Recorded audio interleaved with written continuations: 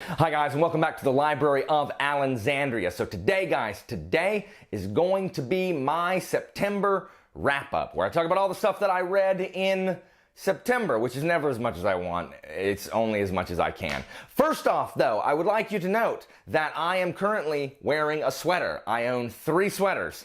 So in the winter or colder months here, we don't really have a winter in Florida, but in the colder months here, I will be wearing a sweater because I don't like being cold. So you will see me in one of 3 sweaters. Also, please note that my sleeves are rolled up. They will always be rolled up. I hate having sleeves all the way down that aren't rolled up. Like, I feel like someone is choking my arms. Like there are, I don't know, like tiny woodland creatures just hanging off of my arms, or like giving me a permanent like rug burn or whatever. I hate it. So my sleeves are always rolled up, always. I have one jacket where I don't roll my sleeves up, but otherwise always rolled up. So one of 3 sweaters instead of one of 4 shirts, one of 4 t-shirts or polos or whatever. Anyway, so no one cares about that. So moving on. All right, so it was a decent month. I read about 2,800 pages. I read 6 books or 5 books in a DNF. Yeah, I only read 5 books and then I had 1 DNF, which is really disappointing anytime you have to do that. So now, of those 6, I had 1 DNF, as I just said. I had 1 2.5 star, 1 4 star, and then 3 5 stars. Your friendly neighborhood 5-star strumpet gave out 3 of them this month, y'all. Man, I'm easily excited about books. And of those books, 4 were fantasy, 1 was a historical fantasy, and then 1 was a horror book. So without wasting any more time, let's go ahead and get into the stuff that I read in September. I'll start with the DNF, and that right here is Boosh. This was the ARC, the advanced copy that I had been sent of Andrzej Sapkowski's Tower of Fools. I DNF'd it, guys. It was just going to end up taking me too long to read if I wanted to keep reading it. It is a very specific book for a very specific subset of readers. Tower of Fools is about this young doctor named Rainoven who is caught in delicto flagrante with the wife of an absent knight. And he is found out and a chase ensues. And that is really all I got to. I DNF'd this at 33%, so it is set in the backdrop of the Hussite Wars, which is a 15th century kind of religious war in Czechoslovakia and Poland. The Hussites are these proto-Protestants. They're anti-Catholic. Their founder, John Huss, was burned at the stake. And his followers just kind of keep fighting against the Catholics. They don't want the Catholics selling the indulgences. I mean, who does? So the Catholic Church has already declared like 4 crusades against the Hussites already, and the Hussites keep beating them, much to the Catholics' incredible chagrin. And so all that's kind of happening in the background. So there's this kind of backdrop of political stuff going on, but it never really came to the forefront. In fact, of the 130 so pages that I read, it's really Rainoven making terrible decisions, running into someone who's going to help him in this chapter. Someone helps him. He then makes another terrible decision to not listen to the person trying to help them, warning him that he's in danger, running into danger, escaping from that, finding someone else who's going to help him, ignoring their advice, and on and on and on. It's like, so it has the prose of The Witcher. If you are a fan of the Witcher books, you're not necessarily going to be a fan of this, guys. There's not really a whole lot here that is in the Witcher books. For example, this is very, very much historical fantasy. There's tons and tons and tons of Polish and Czech town names and people names. There's hundreds of characters, guys. Some of them are real, some of them are made up, some of them are like from the real history of the Hussite Wars. One viewer even commented that they find it interesting to watch English speakers talk about their history, like Polish and Czech history. Because, I mean, and I've never thought about that, thought about it that way, listening to a foreigner talk about, you know, your own history. My specialization isn't the Hussite Wars or 15th century religious wars just in general. And I love history, and this was still too much. Nothing really has happened up to this point. It's just a lot of the main character making bad decisions, having no consequences for it, and so making those same bad decisions again. And there's not very much magic. I mean, there's a little bit, but it's way in the background. And I mean, I had just met run into a section with like three witches, like the three witches from like Macbeth. It was kind of like that, where they're like, oh, when shall we three meet again? It was just real. It was a drag, guys. It was a drag. And I know that I am historically minded and I really like history. And I probably would have finished this book out if I had more time, if I wanted to have this run until like 2 weeks into October. But I was just reading it so slowly. And it just wasn't holding my interest enough to warrant spending another 2 weeks on the book.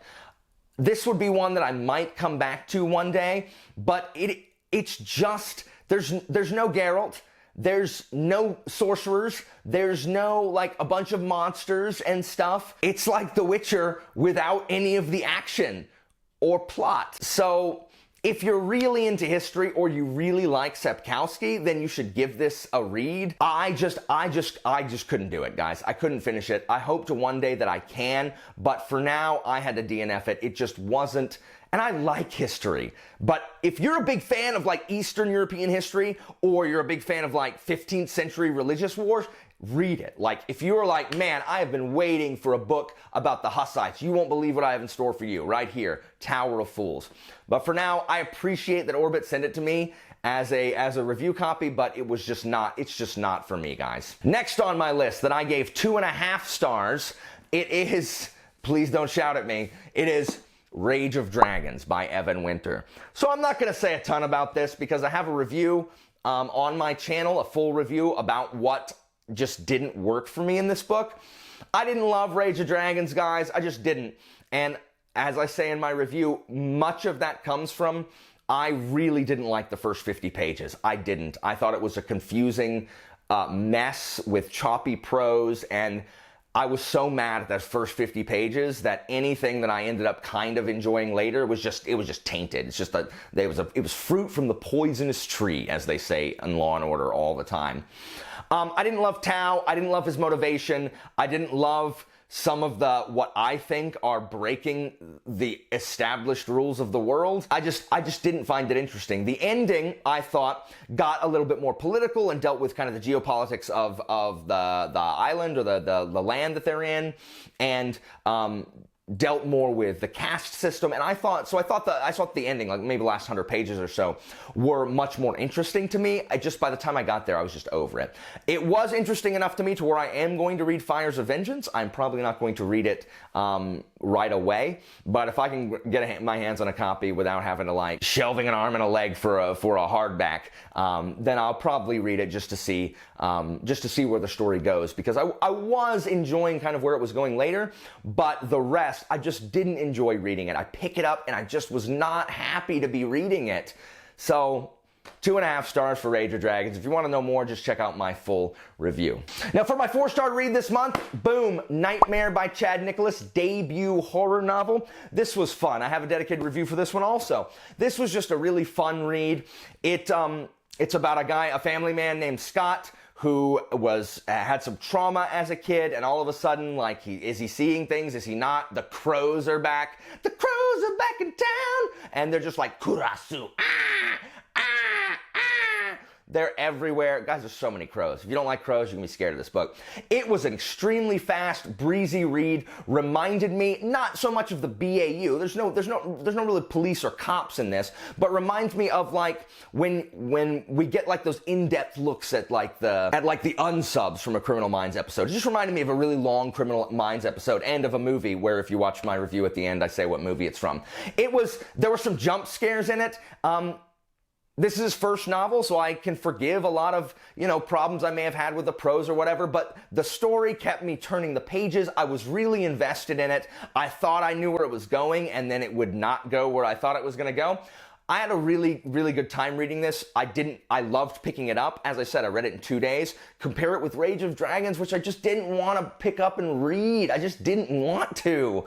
So 4 stars. I enjoy it. If you like horror, it's breezy, like easily read horror kind of murder book or whatever, you should definitely check it out. It actually comes out on the 6th. So is that today? Is it the 5th today? I don't know. It comes out this week. So get yourself a copy of Nightmare. Next, I got my 3 5-star reads, y'all. First, Skadoosh, Poppy War by R.F. Kuang. This was so good. So Poppy War, guys, is an Asian-inspired fantasy. It's based on the Nikon Empire is based on China. The whole thing is based, it's kind of like a combination between the Opium Wars and the Sino-Japanese Wars, in addition to some kind of World War II feelings in there as well. Our main character, Rin, she has busted her hump and harmed herself and done everything that she could do to get into Sinigard, which is the top military academy in the country, and they're all training to fight the Mugen Federation, which is really Japan. And it is just exciting for people that like the academia route. There's the training section and the montage. Which, speaking of which, guys, every time I see a training section of a military book, and there's, where there could be a montage and they get stronger like over a course of time, I cannot stop picturing, as you know if you watch my videos, frickin' Mulan and let's get down to business, right?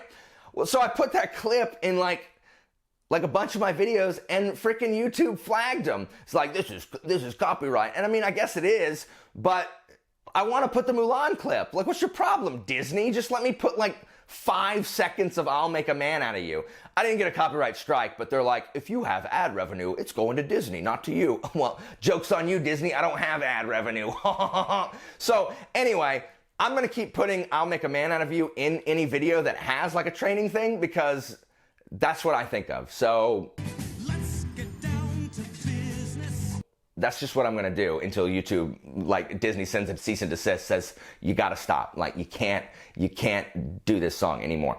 Anyway, this book is RF, I have a review, I have a dedicated review for this as well, if you want to check it out. R.F. Kuang's prose is so efficient, it just moves you forward at a breakneck pace. You get whiplash for how fast this plot moves forward. From part 2 on, when the war begins, it is just, she shows the cruelty of war, how difficult war is, how frightened people are in war, how you're not prepared if you've never seen war, or even if you have, you're never prepared for what it's actually like. It can be extraordinarily brutal. It can be extremely graphic and extremely gory. If you like your military and your wars kind of more, like less realistic, more fanciful, more just like kind of an overview rather than just like talking about every wound that dead people have, or atrocities are just kind of glossed over, this may not be the book for you. But if you like really gritty, like realistic portrayals of war with magic thrown in there, which is a really cool magic system to where the gods are not blessings, but in fact like bad things for the people who try to channel them or try to harness them. It was just really exciting from beginning to end. I read it in like 3, maybe 3.5 days. I couldn't put it down, even though it's like almost 600 pages. It was so good. I love A Poppy War. I love the history it's based on. I am still working on a history of the Poppy War video that will be up hopefully soon.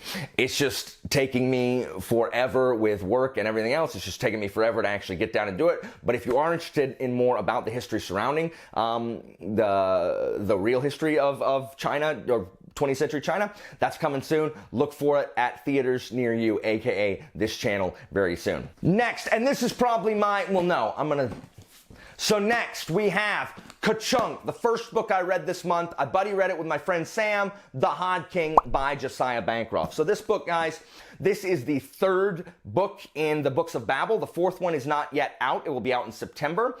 And this book, initially, I rated it lower as I was reading it, and the more I sat on it, the more I realized that I didn't really have anything bad to say about it, and I really enjoyed it. So I moved it to 5 stars after some rumination. This I thought was the slowest of the 3 Senlin books, because there is a lot of setup, and it takes place over really it's the course of I think it's 11 days.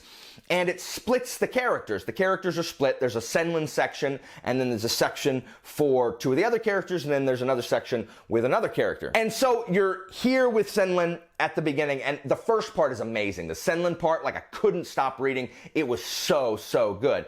And there's a slower part in the middle as we kind of learn more about the ringdom they're in. Pelphia is just the worst place ever, where they only care about how much you're being talked about, how much you're in the papers, what rumors are circulating about you and your family, who you're married to, who you were seen in public with. It is the most superficial society. Bancroft could not have created a more superficial superficial society, and therefore a society that I more just detest.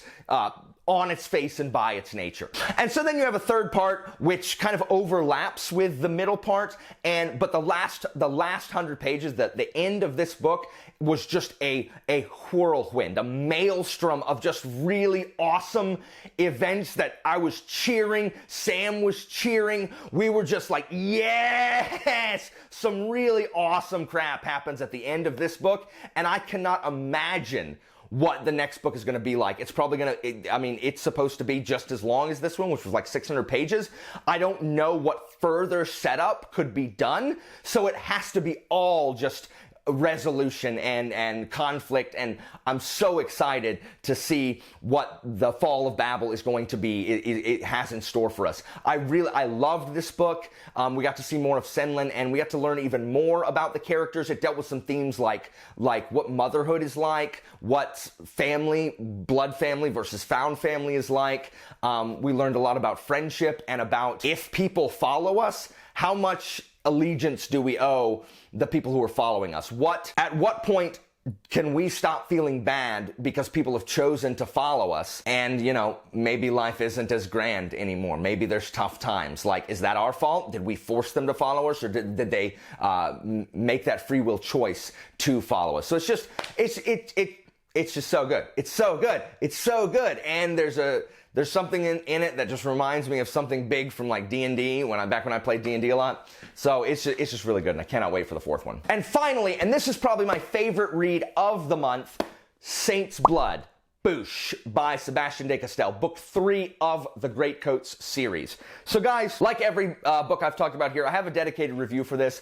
I loved this book. This is my favorite of the Greatcoat books. It was my favorite of the month. I liked it even better than Senlin 3, and that's saying something because I love Senlin. This just improves on the other two books in every way.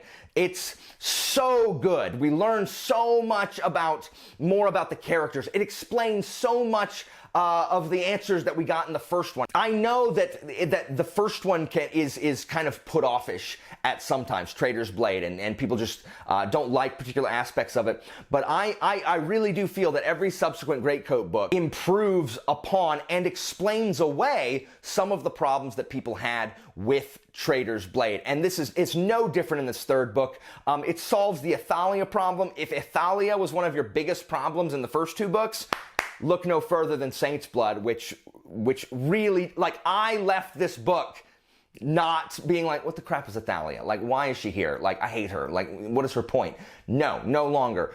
I thought this book did a really good job of fleshing her out, Valiana, fleshing out Aline. It added even more character development to Kest and Brasti and Falkio. Like, what do they do when the world neither needs nor wants them? They're kind of over the hill. They can't do all the things they used to be able to do. How do they cope with being kind of obsolete? This book talks about faith. It talks about mercy, the pros and drawbacks of each. What are the costs of each of those things? It hits home that we're not just one thing. We are not our worst.